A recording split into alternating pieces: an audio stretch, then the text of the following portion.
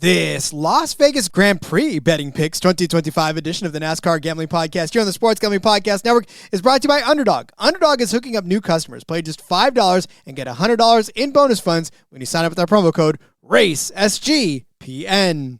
Driver, start your engine!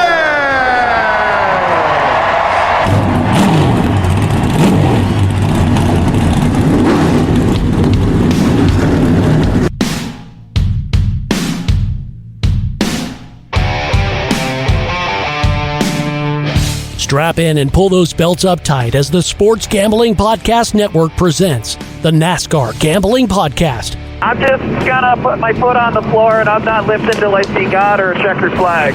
My man. With all the news and the best bets for your NASCAR weekend. We want to thank you tonight for these mighty machines that you brought before us. Thank you for the Dodges and the Toyotas. Thank you for the Fords. Lord, I want to thank you for my smoking hot wife tonight, Lisa. In Jesus' name, boogity, boogity, boogity. Now, here are your hosts, Rod Villagomez and Cody Zeeb. Welcome into another episode of the NASCAR Gambling Podcast here on the Sports Gambling Podcast Network. He's Cody Zeeb. I'm Rod Villagomez. We know NASCAR season is still over and there are no NASCAR races on, but we've told you since the beginning of time that we are going to continue to bring racing content to you when it is valid. And Cody, I can think of no more valid of a reason to bring you betting picks than the Las Vegas Grand Prix, baby, on American soil. Formula One cars taken to the strip. It's a beautiful sight if you've never watched it before, and I'm excited for it this year. Yeah, absolutely. This has been one of the most fun Grand Prix over the last 2 years since they started running it, or started running it once again, I should say. They did have a Vegas Grand Prix back in the 80s, I believe, originally, but this one has been super cool. The race on the strip, near the Sphere, all that fun stuff, under the lights, right? So it's Las Vegas at nighttime. It is a ton of fun. Obviously, NASCAR season is over, so what are we going to do? We're going to focus in on some racing here on American soil. You love to see it. And yeah, this is definitely one that's a can't miss. Saturday night, it's perfect time. Yeah, you have a fun day of college football, and then flip on the F1 race and enjoy. It's going to be great. And what makes it even better, though, honestly, is they are racing at night. Obviously, I don't feel like a Las Vegas race during the day would make much of an impact over things, right? But it would not hit the same. And a lot of the teams. So, again, we're tailoring this to people who don't pay super close attention to F1. If you do, we're glad to have you too, of course.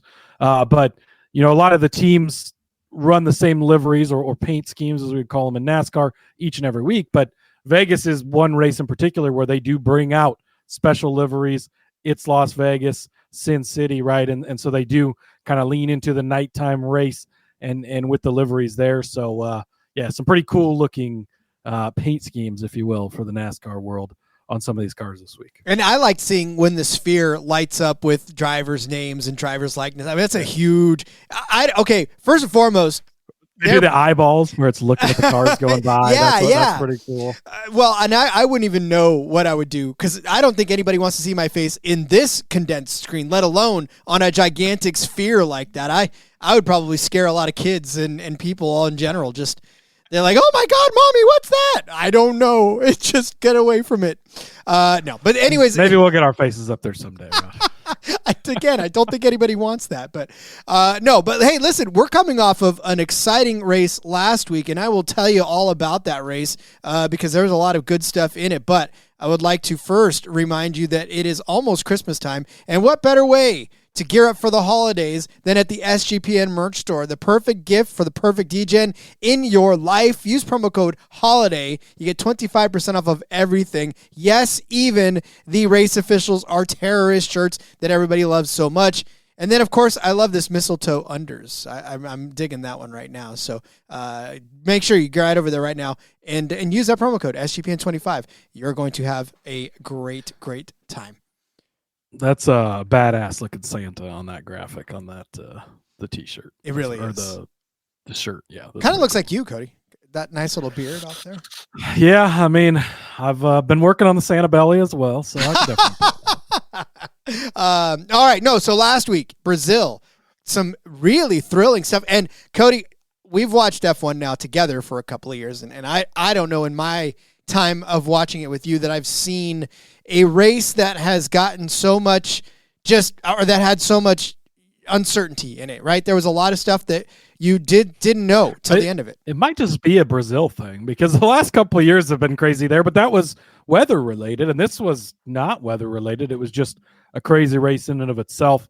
Obviously, we had in a full episode last week breaking it down, and we did pretty well on the betting card for our first, full week jumping in and diving in with a full card. We had a pretty solid week, so hopefully we're going to be able to carry that over into Vegas. And it was pretty fun weekend of qualifying. I mean, everything was great. Max Verstappen, first time.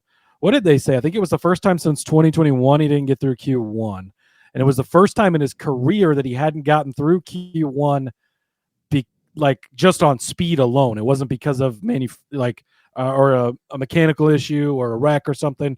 That's obviously happened in his career, but yeah, and then he still comes back to finish on the podium. So it's like, we were all in on him, and it was the right call. It just didn't work out right.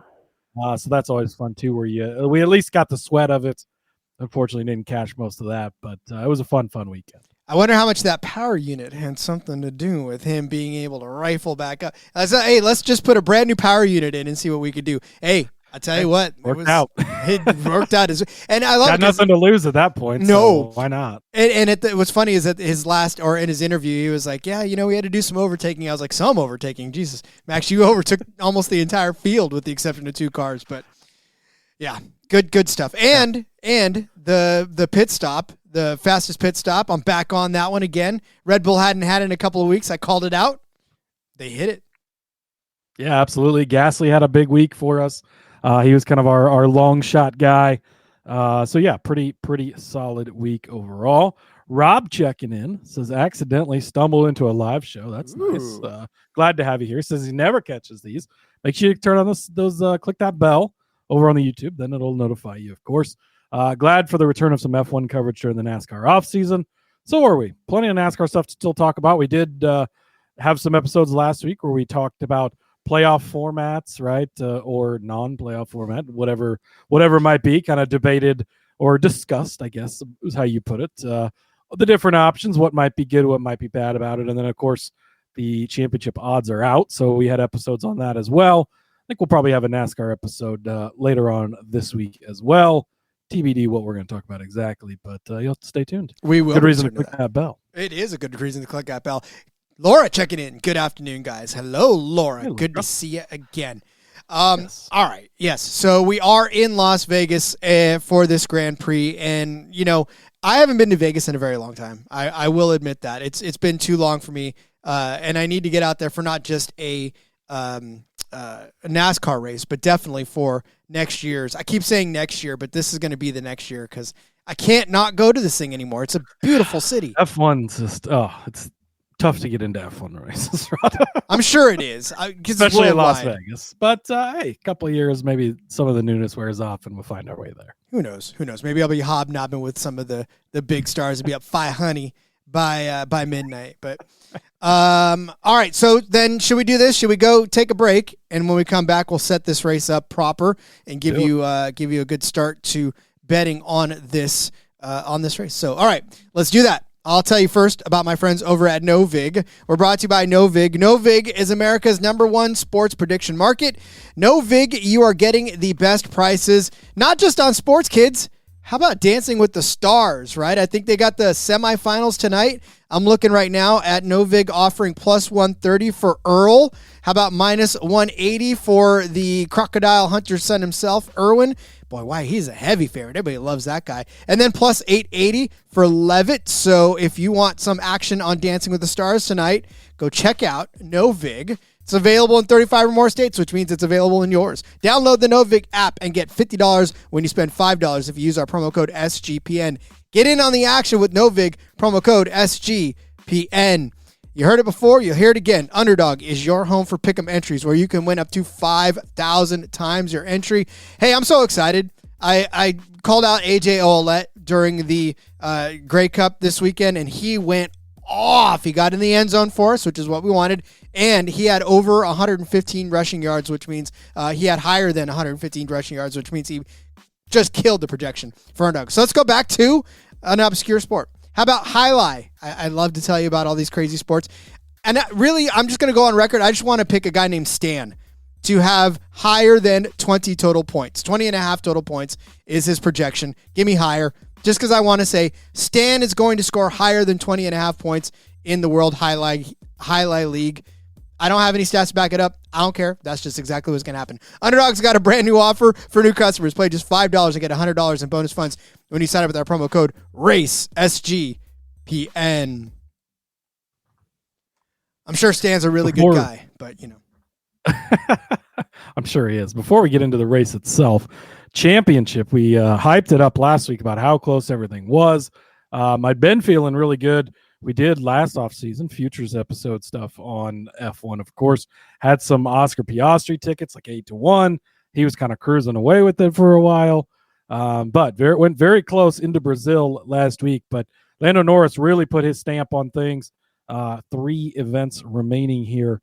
And he kind of, popped the door wide open, scoring a ton of points last week. It was the sprint week, which we talked about. We set up that last week. Not that this week, and we'll get into that here in a minute when we set up the Vegas race, but they took advantage of those extra points winning that. Of course, won the Grand Prix as well. So he's up to 390 points, opened a 24-point lead over Oscar Piastri. Obviously not insurmountable. He could definitely get back, but it's looking a lot tougher for him. Lando, bit of a reputation for blowing things in the points or when it matters. So we'll see if he can hold up his end of the deal. And then it's up to 49 points over Max Verstappen back in third place. So, again, not insurmountable, but with only 3 races left, time to shit or get off the pot for Piastri and Verstappen as far as the points race goes. They say there's like 65 or 80. I can't remember exactly how many points they said were available. I was in and out when they were breaking it down. Yeah. Not very many points left. Yeah. It's not a lot. That's the best way to look at it. It's not a lot, which, you get one failure or wreck by Lando, and the other guys are able to capitalize on a Max day. That obviously, puts them a lot closer. But yeah, very, very few chances left. So you're gonna have to really, really get up on it and start getting max points this week if you're gonna catch Lando Norris. Indeed. All right, well, they'll have to catch him on the Las Vegas Strip where this circuit is located. It is a 6.201 kilometer track, which is, again, just over 3 miles, pretty much over 3 miles. We are set for 50 laps around this circuit for 309.958 kilometers. It's a big one. I mean, this is one of the longer ones on the circuit, and obviously it goes down the streets of Las Vegas, so they have to block off some of the streets, and obviously, as you know, street circuits are not as well manicured as normal circuits, so there'll be potholes, there'll be bumps, there'll be all kinds of things for them to deal with, but by and large, there are 2 DRS zones in this particular track that looks like a little bunny, I think, in my opinion. Yeah, I like it. I'll ride with you on that. Bunny it is. It's either a little bunny, or a little piggy.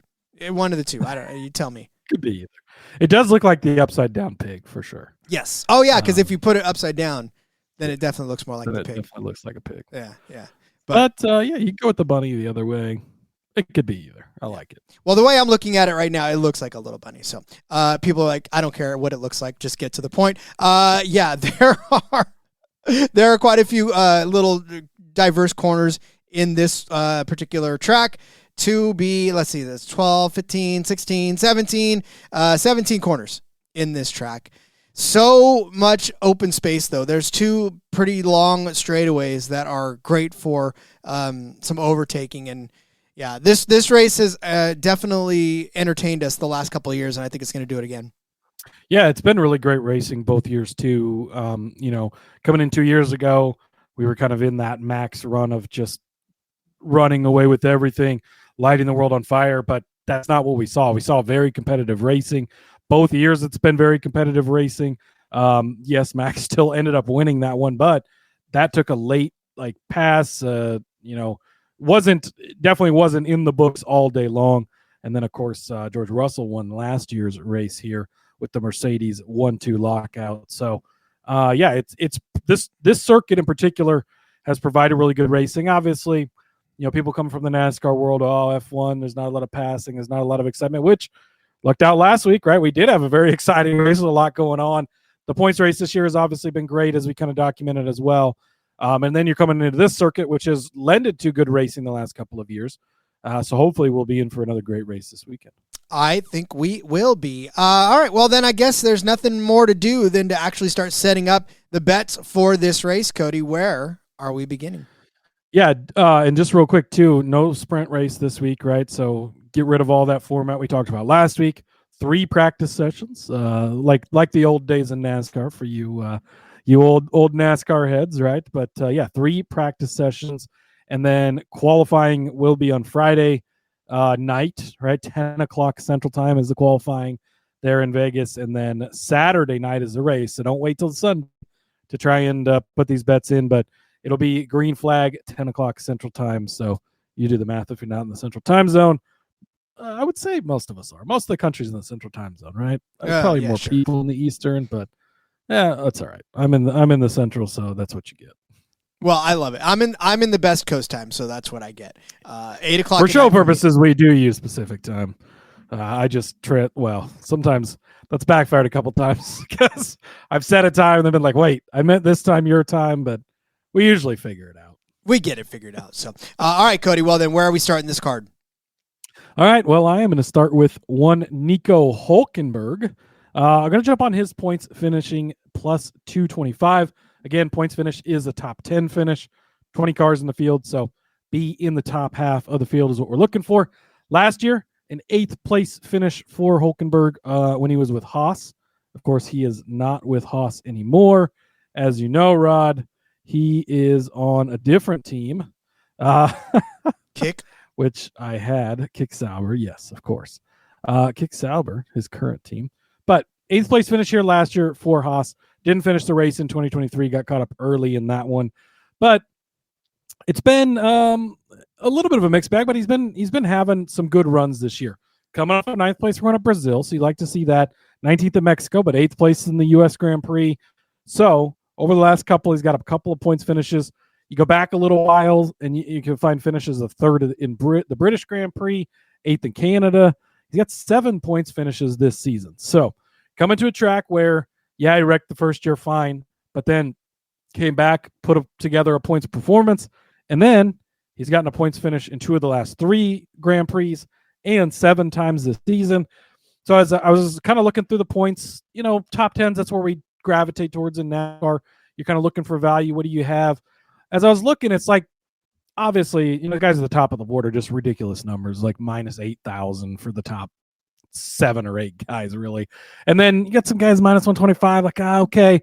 But as you kind of get down to a little bit bigger numbers, the plus 225 and another guy we'll get to in a minute, I feel like you're getting some value here. We've seen the field kind of be shaken up a little bit week to week. It's not always the same.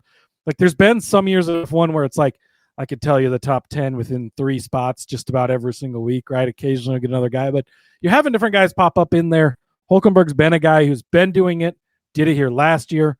So going to lean into that. Give me Nico Hülkenberg with a points finish plus 225. As I said, last week there were 7 teams represented in the top 10, which is hardly ever the case, especially F1. That's crazy. Yeah, especially back last year, even when we were talking about, both Ferraris would be up there, both Mercedes would be up there, both McLarens would be up there, Red Bulls obviously would be up there. So that's already like 6 spots and try to figure out but 7 teams last week in the top 10. That was incredible. And honestly, we've seen stuff like that almost all season, right? These guys have been able to pop up and give themselves good finishes. And I'll talk about a few of them later as well. But I'll take a qualifying bet to start things off with. I know that Nico loves the free practice bets, and I used to love those too. But get in the Discord. I'll tell you right now, I'm not even going to try and step on Nico's practice bets because he's amazing at them. Mm-hmm. Get in the Discord. We have an F1 channel. He's always posting them over there. But dude's been all season long has been killing it with these practice bets. You're going to want to tail him. sg.pn/Discord. And if you don't, just a real quick thing on the Discord. If you don't know what it is, it's basically just an app where you go chat with people, right? And so SGPN has their own Discord server. You go in and there's a bunch of channels inside of that. So you can go talk to other people that are looking at talking about betting for whatever sport you want to bet on. We have a NASCAR channel. We have an F1 channel. There's an IndyCar channel. There's NFL, college basketball, college baseball, college football, everything, all the different sports, right? And there's even some like lifestyle channels and all kinds of stuff. You make friends in there. You talk to people that are, it's a great place to go and talk to people who are looking to talk about the same thing you want to talk about. So sg.pn/Discord, there's your Discord commercial for the week. But it's a great place. And Nico's been dropping some fire picks over there. So shout out to Nico. Yeah, so you definitely want to tail him, like Cody said, because it's just, I mean, he's been hitting like 40 to 1s in there on practice bets. It's insane. It's really crazy bets too. Not just like, oh yeah, he's giving out some minus 200s that cash every week. Like, no, he's throwing out some big dogs that are hitting all the time. That's wonderful. Indeed. All right. Well, mine's not quite as sexy as Nico's practice bets, but it is Max. Fastest qualifier, 2-1 over on BetMGM. Now, they've got to check this one because this one's got it's Max Verstappen against the field as far as qualifying is concerned. So I think it's basically just saying he's going to win qualifying. They all term it differently, but Max to win qualifying is where I'm going with this one.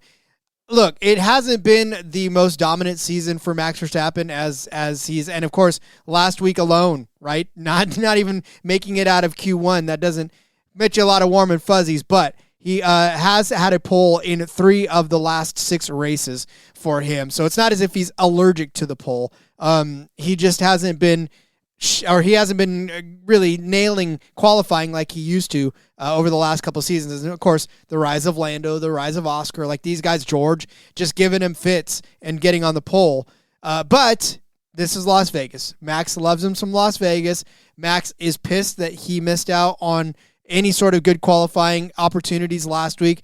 Embarrassed about that. You don't think Red Bull is going to take that new power unit and shove it up everybody else's tailpipes? That's exactly what's going to happen. I think he's going to come out. He is going to qualify fast, and he's going to qualify first on the pole because he's out to prove stuff. Plus, I mean, listen, like Cody said, time's running out for this team.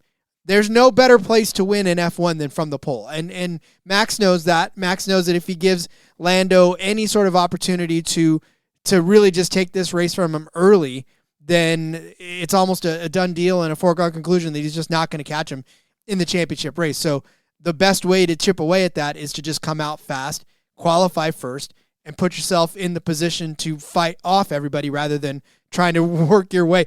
I did some overtaking today. He doesn't want to say that again. And then, like I get, the best way to do that is just come out on the pole. And Max Verstappen, I mean, it's almost like I don't want to go out and call him to win this race because anything can happen. But I think qualifying, like he hasn't been on the pole actually in either one of these races, to be honest with you. But he did win. So he did win the last one, which kind of makes you feel good about it. But yeah, give me Max Verstappen. It's still 2-1. That's still a pretty decent number for a pole for Max. Yeah, hard to argue too much against Max Verstappen. He is not the Captain Shook of the F1 series. Slow Roll says, what up, guys? Wants to know if there's a Captain Shook in the F1. I don't know that there's a Captain Shook currently in F1. I would say, well, could possibly make a case for Oscar Piastri. Yeah, he's being shooketh. He has been a bit shook. So I would say, I don't know if he's a captain just yet, maybe a lieutenant still, but he could get promoted to captain here sooner rather than later. That would be hilarious. I'll do the pinning if he gets promoted. But all right, Cody, where are we going next? Yeah, next up for me, gonna run back. Look, Pierre Gasly cashed the points for us last week in Brazil. Why not run it back? It's plus 750. We only got it at was it 6-1 or 4-1 last week? It was a good number, but not this big of a number. Plus 750. I will take it. We talked about it, right? His team has been the worst team on the grid, but didn't stop him last week from going out, getting that points finish, and having a solid day for us, a solid weekend all around for Gasly. So we're gonna take the money we won last week, reinvest some of it this week, try and run it back. He did DNF in this race last year, didn't get to the end of the day, but in 2023, an 11th place run here. So last week, part of the story with him was, hey, he's done it before at Brazil. He's been consistently good here. Hard to have too much consistency in only 2 races, obviously. But in 11th place in the one race where he did get to the end, You like that. That's just outside the points, right? Because it's top 10 finish. So he's coming off that 10th place finish at Brazil. And he's had some other runs inside of the points this year. 6th place at the British Grand Prix, 8th in the Spanish Grand Prix, 7th place in Bahrain as well. So Gasly's been able to get it done a few times this year. He's coming off of a great run last week, or 2 weeks ago, I guess it is at this point now, last race, right? But, and he's been close to doing it here before. Again, in a points, in the odds of the points, I guess is what I'm going for here, where there's not a lot of great options. I think that getting Hülkenberg at plus 225 is a good value, and then getting Gasly coming off of a points finish at this big of a number, plus 750, it's worth throwing some out there. So run it back with Pierre Gasly, plus 750 for a points finish. We forget that he's been a durable driver and a solid driver. I feel like with these rookies that have come in, a lot of these veteran guys are starting to get a little overshadowed because they're the new shiny toy in town. And guys like Pierre Gasly, who, last year we would pretty much pencil in for a points finish each and every week in that Alpine. So yeah, I mean, to have him at plus 750, boy, those shiny objects have gotten a lot shinier to take guys like him and put him down that long. So, yeah, why not, right? Why not do it? Speaking of shiny toys, how about the Racing Bulls? I am so mad. I picked Haas last week for double points because Bearman, I knew Bearman, but I just completely overlooked the Racing Bulls as both ended up finishing inside of the points and impressively too, not just finish inside of the points, but impressively finished inside of the points. And I got to tell you, man, I've been on Isaac Hadr for the beginning of the season. Like I was on him early, giving points finishes out for him and really applauding his efforts in that Racing Bull car. But Liam Lawson, right, started in Red Bull and lost the seat. And, he thought, oh, man, this is probably going to have him hang his head. No, he's out here driving like you guys should have left me in because he actually finished better than Yuki in this last race that there was. So, he's really making a case for he should have probably stayed up there. Liam Lawson, average finish this season of 13.1. But look, the Racing Bulls have had 2 double points finishes over the last few races. They just did it in Brazil a couple of weeks ago. They did it at Baku earlier where Liam Lawson finished in 5th and Isaac Hadr finished in 10th. So, I mean, these guys, they're putting together some solid runs between themselves. I mean, Isaac Hadr, average finish of 11.5.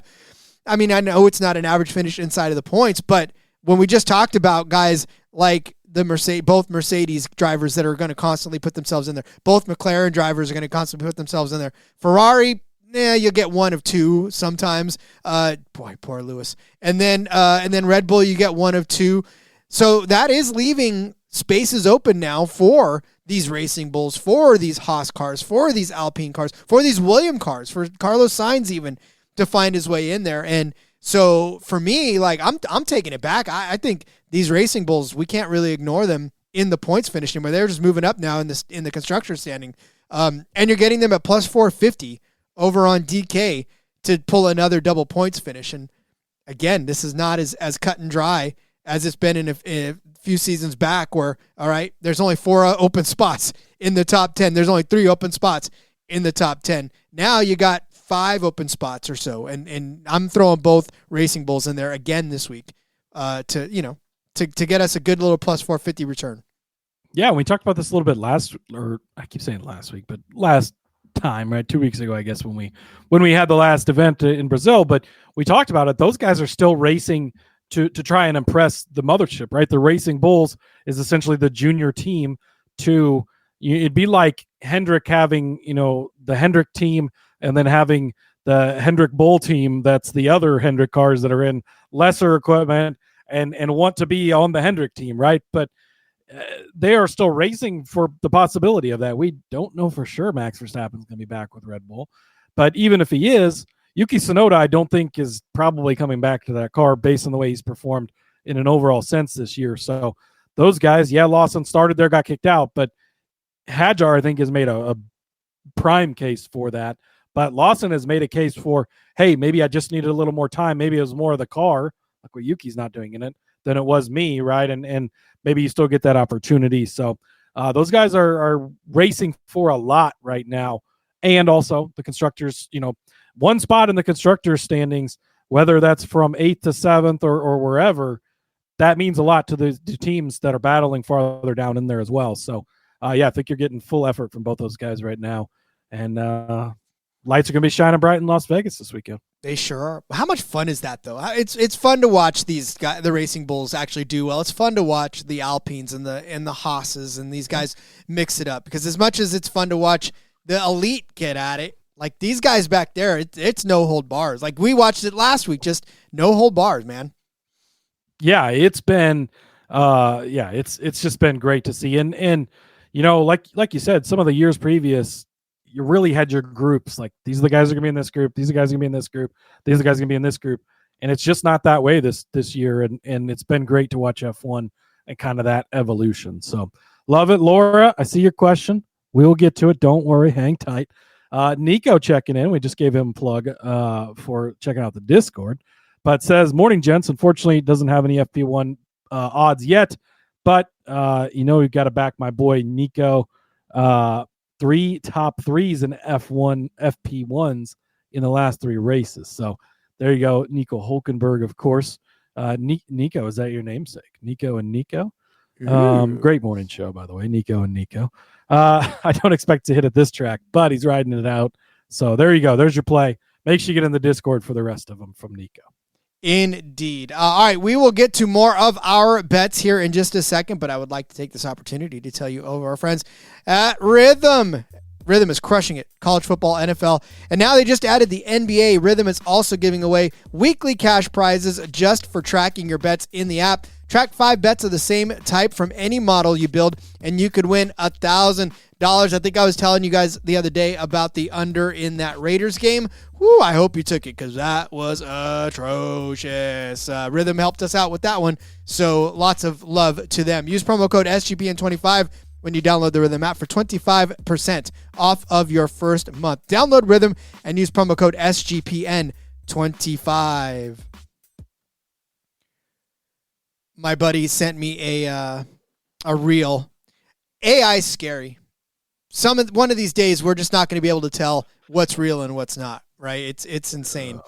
But sometimes now you can't even tell. Sometimes it's like, is that real? And you're like, oh boy, I don't know. Yeah, no, you got to have good eyes because he sent me a reel where Geno Smith was apologizing for putting on that atrocious performance. And yeah, well. He probably should apologize to some people, Rod, but not to us, because if you've been following over on the YouTube, we've been counting down different ways to the Daytona 500 every year. We got some really great feedback, I guess, at some points, right? Some people didn't like the number thing. Last year we were doing the numbers posts with some history or whatever. But this year I was like, 91 days left 2 days ago till the Daytona 500. I was like, I'm going to do 91 bets in 91 days. I am off to a 2-0 start. So head over to YouTube. Just doing a little short every day, like a minute or less, with a pick for the day, college basketball pick today. So, get in on that and enjoying the fun as we count down. Only 89 days till the Daytona 500, Rod, which means we're only, 65 days away from the clash at Bowman Gray. Oh, it'll be here before you know it. That's like tomorrow. That's not even fair. It's amazing to think. It's insane. Thanksgiving is next week already, and then Christmas is basically here. And then it's racing season. So you love it. But back to the racing we do have this week. I am going to ride my little mini car lift here with one of those young guns that you talked about earlier, Mr. Oliver Bearman. Absolutely, or Bearman, I guess it is. Bearman. Well, you deal with beer every day. I'm a Bearman. Yeah. He's a Bearman. All good either way. Oliver Bearman. So I'm going to take his points finish, plus 105. I think that you're in a great number for a guy that's been as solid as he has lately. We're also going to step up to the top 6 finish. You mentioned it. It's been a good bag of 7 different teams inside of the points last time out at Brazil. For him to step up a little bit, get into the top 6, plus 450. I think that's a great number. And then if you go over to DraftKings, they're offering Oliver Bearman as Oliver Bearman, rather, as the winner without the big 5 teams. So essentially they just, don't count the Mercedes team. They don't count the Red Bull team. They don't count the Aston Martin team. They don't count the Ferrari team. And they don't count the I don't remember which one I didn't say. McLaren probably. But so you take those 10 drivers out of it. So all he has to do is beat the other 9 drivers in the field. You don't have to worry about the quote-unquote top 10 drivers. Lance Stroll kind of gets lumped in there just because his teammates somewhat decent. But either way, we'll take it. So, going to ride all those bets on Mr. Bearman. And the reason why, Rod, 4 points finishes in a row for this rookie. He has had an amazing run lately this season, right? It's been a great rookie season. 8 points finishes on the season. 12 times this year he's finished in the top 11. So he's been within 1 spot of the points finish at least. 6th place at Brazil, 4th place at Mexico, 9th place at the U.S. Grand Prix, 9th place at Singapore. Those are, of course, those 4 points finishes in a row. But that's the last 4 races, right? 9th, 4th, and 6th. So 4 points finishes in a row, 2 top 6s in a row, and you're still getting these great numbers on him. And if he's going to finish in the top 6, the chances that he beats those 9 other drivers that aren't on the big 5 teams at plus 550, I think you're getting great numbers all across the board here. So really, really love the points finish. The fact that you're getting plus money if it's plus 105, so about even, right? But I think that's a great deal on a guy who's got 4 in a row. He's been running hot right now. Haas has looked pretty solid. You talked about them a lot last week, and he has looked great. So give me Oliver Bearman with the points finish at plus 105, the top 6 at plus 450, and then the winner without the big 5 teams at plus 550 over on DraftKings. Yeah, like I said earlier about the rookies, it's just been such an impressive showing from all of these kids. And Ollie Bearman's one of the guys that has been leading that charge, him and Kimi and Isaac. Like, those 3 guys are the ones that are pretty much spearheading this. Laura says beer on your mind. It's always on the mind. It's my day job. So, yes, beer's always on the mind, Laura. And beer is my night job. And drinking it is the night part of it. So. Yeah. That too. So no, and I like it because I'm actually going to take a rookie as well in my next one. We talked about him just a second ago in the Racing Bulls portion of this, but Isaac Hadr is matched up against Alexander Albon on the DK machine over there, minus 115 for Hadr over Albon. This is going to be close. I will tell you that much right now. This is not a cut and dry one. This is not where I say that Isaac is going to smash Alexander, because, Alex has an average finish this season, believe it or not, of 10.6 in that Williams. We talked about Carlos Sainz and him kind of being the Williams guys, and we thought Carlos Sainz would be the guy, but Albon's actually been the torchbearer for the Williams team right now, and it's not even kind of been close at some points. But like I said, Hadr 11.5 average finish this season, and then Isaac did get the best of Alexander in this last race, where Isaac finished 8th, and then Albon finished in 11th.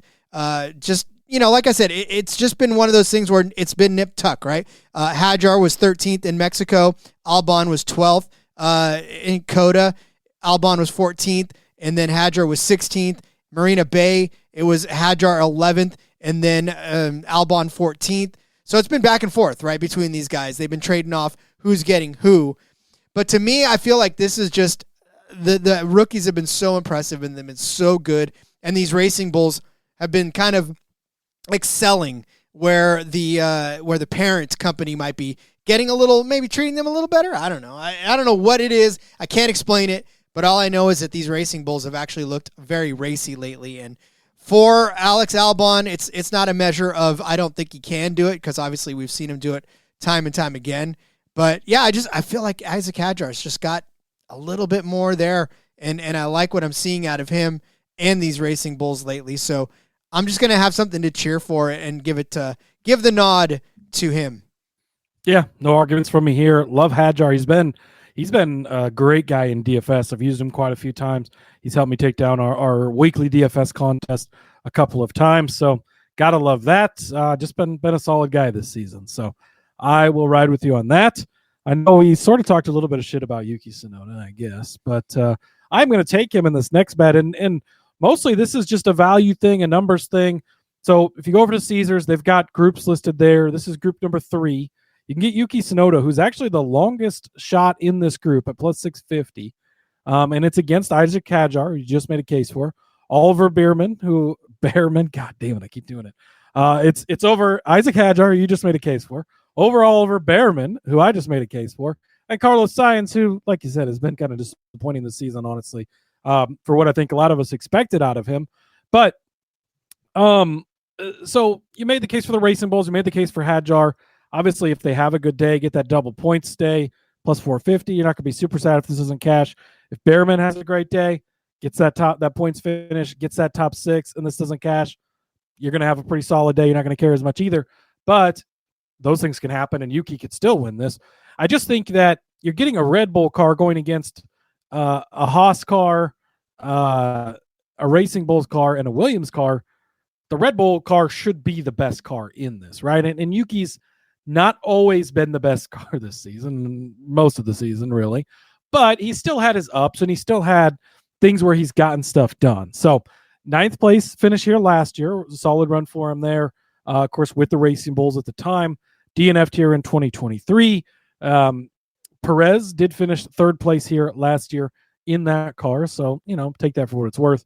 He's been hit or miss this season, like I mentioned, 17th, 11th in the last 2 runs. But before that, 6th place in the U.S. Grand Prix. That was, of course, the one at Coda, 6th place at Baku. He had 9th place run at the Dutch Grand Prix. So over the last 7 races, he still had 3 points finishes, right? A 6th, a 7th in there, some decent runs.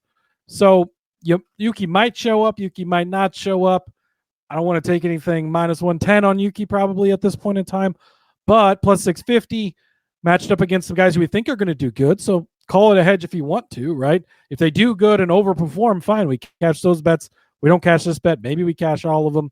But give me Yuki Tsunoda to win that Group 3 over on Caesars, over Hadr, Bearman, and Sainz at plus 650. I think the number's too good to pass up just to go beat 3 guys. Again, you could do that technically, finishing in 16th place. Red Bull is probably wondering why. Why did we let Sergio Perez go? It was not that. I mean, for 1-2, 1-3, 1-4, it was not as bad as they thought it was, right? Yeah. Man, such an interesting case because we were kind of calling for, Perez for a couple of years. It was like, just put somebody else in the car. And mixture of Red Bull just not been as good, right? And Max clearly makes up a hell of a difference, being one of the best race car drivers in the world. Yes. But then, like how much was Perez maybe making up too? And potentially regretting that now as they've shifted around guys trying to find out what to do with that second car. Well, I'll drive it. I won't. I'm just kidding. Rob's available this weekend. I'm totally available this week. I got nothing going. See, this is when we need Kyle Larson. This is the perfect scenario. Toss Kyle Larson in that car this weekend. What's he going to do? Worse than Yuki's done most weeks? Probably not. So, could be perfect. All right. Well, I'm going to go with the guy that you went with last week and broke our heart because he did. Man, that crash. Even when Max and Kimi and Lando were watching in the cool down room, they were like, "Ooh, that Franco Colapinto had to exit the race early on a really bad wreck. Looked kind of nasty, but he walked away. Thank God. But I'm going to take Franco Colapinto over Pierre Gasly at plus 240 over on Caesars. I mean, look, right? This Alpine team is the one that we used to say double points for them all the freaking time. Colapinto has not necessarily been the most reliable of points guys all season long. In fact, his average start of 16.1 pretty much matches his average finish at 16 even. He's had finishes of 15th, 16th, 17th, 16th, 19th, 17th, 11th. So it's not all glamorous, but like we say, we want you to continue to watch up and down the entirety of the pylon, and this will get you doing that. It'll get you watching all the way down into 15th and 16th place. But last year, he did finish 14th at this particular track. He did race in Las Vegas. As for Pierre Gasly, I mean, his numbers pretty much read the same, but a little bit worse, actually. 10th place at Brazil. That was fun. But again, that was kind of a crazy race. But Mexico City, 15th, 19th at Coda, 19th at Marina Bay, 18th at Baku. Keep in mind, there's only 20 cars in this field. So he's literally finishing second to last in most of these races. 16th at Monza, 17th at the Dutch Grand Prix, 19th at the Hungaroring. this has been a very bad stretch for him. I mean, he finished 10th at Spa, which is great, 6th at Silverstone, which is great, 13th at Spielberg, 15th at Montreal. But ever since the Hungaroring, it's literally been just a string of not good finishes for this Alpine teammate of Franco Colapinto. So this is essentially, the teammates against each other. And I'm just going to pick Colapinto to finish better than his teammate this week because, they're both going to be running from about the 15th place on. So this is just a battle between who's going to get 16th and who's going to get 17th, in my opinion. Although, look, Franco could sneak up into the points and have himself a good day or at least an 11th or 12th place finish. So he's another one of these guys that I feel like has a little potential, a little far off from his other rookie buddies, but definitely has the potential to do the best out of this Alpine team. Yeah, I mean, he's a little hamstrung against the other rookies being in the Alpine cars, so that doesn't help him a ton. But yeah, we've seen the capability of what those cars can do, right? Gasly with some points finishes, some good highlights, right? Like I highlighted earlier, it's not been every week, so I don't mind taking this. You're getting, again, when you're getting two teammates that are relatively close, right? I would give the edge, obviously, to Gasly. He's been around. He's been in that equipment for a while. Colapinto's still definitely learning some stuff, but the cars are about the same. It's not Max Verstappen to Yuki, right? It's that gap a little bit different, but you're getting too close enough and where they've split the finishes enough at plus 240 on one side of things. I don't mind taking that. And again, you've got the points finish bet on Gasly. If he hits that and you don't hit this head-to-head, fine. Maybe hit both, right? Maybe I should bet Alpine double points again this week, just so I'm not a week late and miss that. A little bonus bet for you there, but yeah, I do like the bet. Indeed. All right, where we go next? Yeah, I'm going to go over to Mercedes. I'm going to take them to get a double podium finish, plus 475. I was hoping for a little bit of bigger number. The numbers are right about where I was like, man, I don't know if it's big enough, but I think it is big enough. I like it, so I'm going to take it. Give me the Mercedes double podium, plus 475. So George Russell, Laura, you were asking if he's good on this track. Yes, being the answer. And his teammate, Kimi Antonelli, to both finish on the podium. They did this last year with Russell, and of course Lewis Hamilton was still at Mercedes, but they finished 1-2 with Russell winning and Hamilton finishing in second place. 2023, they were 7th and 8th, so a little bit off. But for Russell, he's looked pretty good, obviously, most weeks and lately. 4th place last week at Brazil, 6th place run at Mexico, 6th place in the U.S. He won Singapore just before that. He's had a podium of 5 of the last 9 races. 1 here last year, of course. 8 podiums on the season. Pretty solid run. Kimi Antonelli, super, super impressive last race out in Brazil. 2nd place run for him there, and he looked really, really good. 6th place at Mexico the race before. He's been top 5 in 4 of the last 5, so he's consistently gotten better and better. You talk about the young guys and how we're really seeing a lot of these guys blossom as the season gets farther in. Kimi's definitely been one of those guys. So I'm going to take the fact that Mercedes was really, really good here last year, sweeping the 1-2 positions, that Antonelli's looked really great. Russell's looked extremely good coming off the win last year, won just a couple of Grand Prix ago, so things are clicking well for both of these guys. You take the podium, which, if you don't know, is the top 3, right? So you need both of them to finish inside of the top 3. Allows a spot in there for Lando to sneak in, allows a spot for Max to sneak in. Outside of that, are we super overly concerned about Oscar? Not really with performance lately, right? Maybe a Leclerc kind of scares you a little, but otherwise, these are 2 of the top guys right now, I think. So yeah, give me Mercedes double podium, plus 475.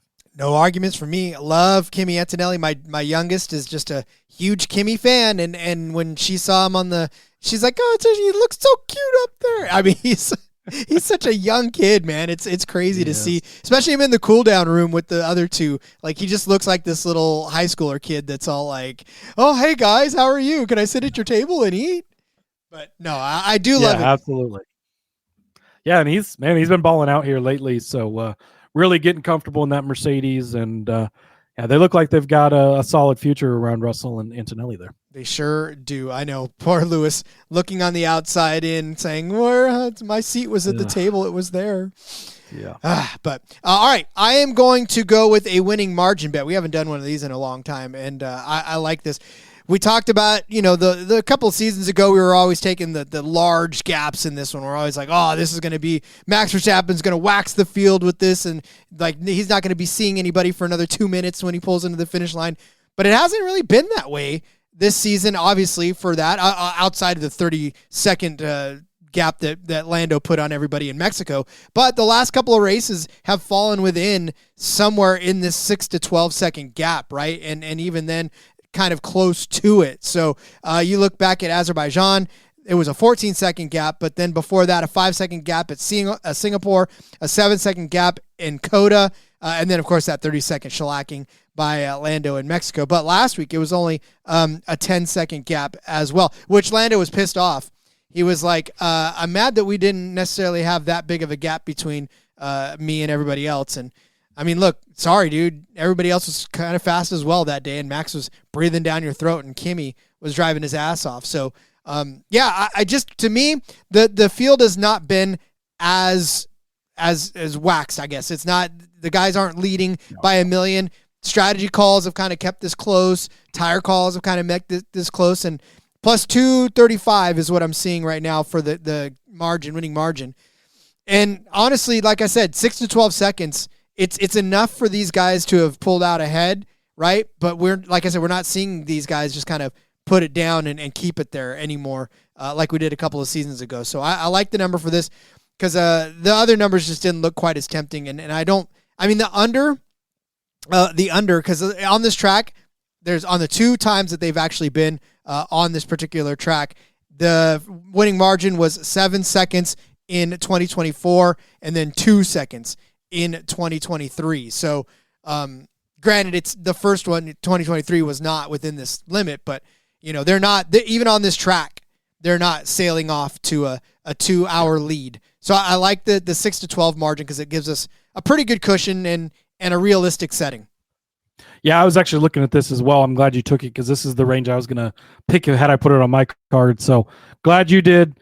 I think this is perfect, right? It's within that range we saw last year. It's within the range we've been seeing a lot here lately. And I think this circuit, I think we're not going to get too far stretched out with one guy. Definitely hope that we don't see too much craziness there. So, I like it and I'll roll with it. Good afternoon, Jess. As she says, good afternoon, guys. And Laura, of course. Good to see you both in here. Indeed. All right, well, then somebody's got to win this race, Cody. Who do we think that's going to be? Somebody has to win this race, Rod. Good luck picking who it is. Seriously. We'll see you guys next week. Yep. Just kidding. I guess I should give out some picks, huh? I'm going to take George Russell, 5-1. You waffle around, you look. Lando obviously is kind of on a tear right now. You could definitely pick him. I wouldn't blame you for that. Verstappen, you could pick any week, right? We tried to ride that train last week. It didn't work out. Maybe this is the week. I know you got some action on him earlier in the card, but it feels too good to pass up on George Russell at 5-1. The way we saw Antonelli run last week, I think, is a big part of that, right? They obviously have the speed. He won not too long ago back in Singapore, as I mentioned earlier. He won here last year. He's looked good this year and looked good here last year. So I'm just going to roll with it. I think a 5-1, George Russell, a great bet. So, Laura, that should further answer your question about how much I like Russell this weekend. So give me him at 5-1, and then give me his teammate, a.k.a. former teammate, Lewis Hamilton, 40-1. Basically, this is just me calling my shot. He finished second place here last year, of course, in the Mercedes. He's not finished on the podium at all this year. So I don't have a bunch of fancy stats to say he should be great. He could be great. But this is me calling my shot. Lewis Hamilton is capable of doing it. Ferrari has looked really good with Charles Leclerc. Leclerc's looked great this season. And Lewis is just, I don't know what it is, but he's not quite been able to keep up. But we know that Lewis still has it in the tank. We know there's still some in there. And, eventually it's got to get a win for Ferrari, right? It's something we just have to see is he's got to win in the Ferrari colors, one of the greatest, if not the greatest of all time. And racing for the biggest team with the best name that he grew up, all that stuff. And Las Vegas, under the lights, all the pressure in the world, right? I think that this would be a great spot for it. I'm going to call my shot at 40-1. It's not a crazy, this guy can't really win races. he can do it. He's in a car that can do it. It's 40-1. Don't overthink it. Grab some Lewis Hamilton. You don't think he doesn't know that too? Like I would think that every second of every day he's sitting there thinking to himself, I am in the best place that I could possibly be to win. What is going on? So, yeah, I mean, if anything, this is a good shot. The time's running out for him to do it this season, and 40-1 is just an insane number for a guy like Lewis Hamilton who should be able to do it every single week. He should be fighting the Landos of the world. He should be fighting the Verstappens of the world, and you know, that's just the way it is. I'll take his, the seat that he, what do you call it, cleared out? The seat that he vacated. Kimi Antonelli, 13-1 over on FanDuel to win this race. It just, his second place, there's something to be said about gaining confidence. There's something to be said about proving that you can run with the biggest names in the sport. Now, like Cody said, Lando's probably going to win this race. Max is probably going to win this race. Like, they're just, those guys are always, we don't have to tell you to bet on them. It's you either do or you don't, right? At this point, you either take the chance in betting on these guys or you don't. So Kimi Antonelli is one of those guys where at 13-1, he finished second last week. He's had a great string of top 5 finishes. Before that, he had some podium finishes to go along with it. I mean, it's just, Kimi has done some things as a rookie that you could start comparing to the names that he's running up there with right now, right? And so I'm curious to see if maybe his first one does come in the bright lights in Las Vegas. Wouldn't that be something for him, right? Can't celebrate because he ain't old enough in the States, but you know, look, it's just, to me, that is crazy. Some places where he wins, he could celebrate with alcohol. In the States, obviously, not able to celebrate because he's not old enough. But yeah, that's funny. Do you think there's a sports waiver where you're just like, all right, listen, you're legal everywhere else, but you're not legal here. Well, but you know, some states, if your parents buy it for you, it's okay. Check the local laws there in Vegas, but it's Vegas. I'm sure they could figure something out. I think they could figure something out. But yeah, so give me Kimi. 13-1 is the best number I can find for him on FanDuel. And like I said, this is one of those. It's not a long shot. It's a long shot, but the price is not a long shot, and it's still fun to cheer for Kimi. Yeah, he's that first win I think is coming. He looked so impressive last time out in Brazil that's why I'm high on the Mercedes to both do well, obviously, giving out Russell to win, giving out the double podium. I think he's going to be there. I think he's going to have a shot. So, yeah, no arguments for me at all. I absolutely love this play. Hell, he held off Max, to be honest with you. Like, yeah. Max, Max was charging down. That in and of itself is a win, right? I mean, being able to hold off Max, especially with what Max was coming with and was able to do carving up the field. I mean, that shows you the talent level that we're working with Antonelli. Mercedes has been good.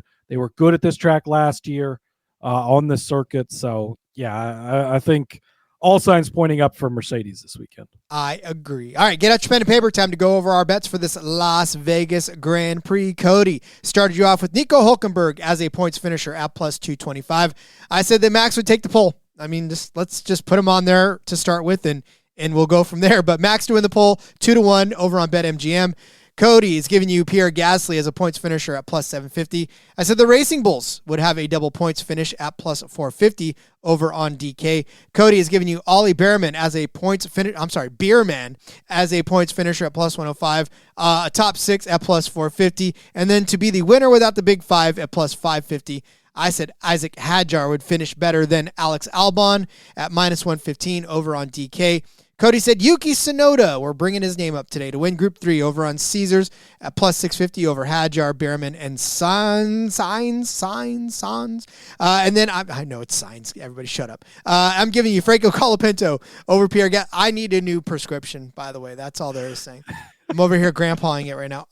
Pierre Gasly is going to finish worse than Franco Colapinto, plus 240. Just got to push them down on your nose a little bit, and then you can read better. That's what I've heard. I swear to God, it's true, though. It's when you get this old. Shut up when you guys get this old. All right, and then Cody gave you Mercedes double podium finish, plus 475. I said the winning margin would be between 6 and 12 seconds over plus 235. Cody gave you George Russell at 5-1, Lewis Hamilton at 40-1 to win the race. I said give the win to Kimi Antonelli at 13-1 over on FanDuel. I'm old. Got to rest my eyes. Cody, let me go. You're now free to exit the cabin. I don't know. Or the document or something. I don't know. Let's jettison this thing. Yeah, that's it. That's F1 for Las Vegas. Should be a really, really fun race. Going to be super exciting. We'll be back tomorrow with some DFS talk for this race, and then back with a third episode later on in the week as well. So make sure you subscribe over on the YouTube, NASCAR Gambling Podcast. Again, going to continue that countdown to the Daytona 500 with a 91 bets in 91 days. And yeah, having a lot of fun. Indeed, we're having a lot of fun. All right, well then, Cody, as we go and get out of here, let everyone know where they can find you out there in the real world. Yeah, follow me over on the X at Husker_Z. You can find all of my work over there. College football upset parlay's already out Thursday night. Props coming out soon. Swept that last week, by the way. Go Pats. And tons of other fun stuff. So follow me over there. See you guys tomorrow. Follow me on Twitter at RJ Villagomez. You can find all of the stuff that I am up to there as well. And yeah, follow along as I lament about crazy stuff. I don't know. I'm going to start shouting at the sky and shaking my fist on Twitter, and you guys can keep up with my old man musings. So, but all right, yes, tomorrow, DFS for this. We'll be back then, and so we'll see you then. Until then, can I say then too many times? Then, let's go racing and let it ride.